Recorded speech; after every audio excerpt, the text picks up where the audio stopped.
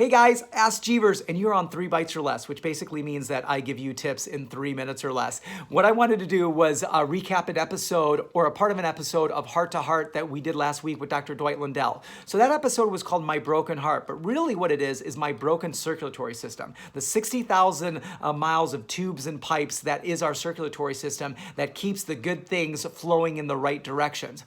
Well, we know that there's two processes, glycation and oxidation, that cause nicks and cuts in that arterial wall, specifically the endothelium, the brain of the circulatory system. And when we create those nicks and cuts, that's why we have things like LDL, which LDL helps to patch those areas. And so what we want to do is we want to make sure that we don't have as many of those nicks and cuts. And glycation causes that, and sugar causes that.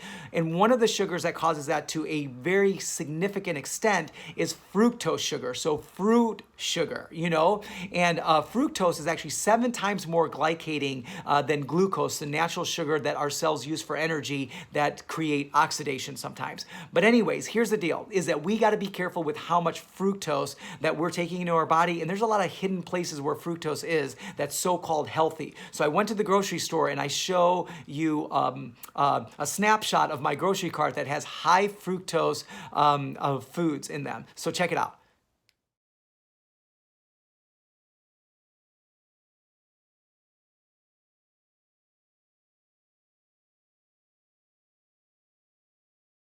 So guys, that wasn't a terribly bad grocery cart, And these foods that were in there, the fruits, the plums and the pears and the grapes and things like that, aren't terribly bad, but they do have a high amount of fructose. The dried versions of those fruits have a tremendous amount of fructose, and you got to be very careful of them. The vegetables, tomatoes aren't so bad. Tomato paste, you got to be careful. Eggplants and even kale has fructose. I just want to kind of show you that obviously there's higher amounts of fructose in certain fruits and vegetables, and you may want to be careful of them, okay, right? And then there's things that we always thought were healthy and we used in different places like the honey and the agave or the maple syrup. These are concentrated sources of fructose, so you got to be careful in their use.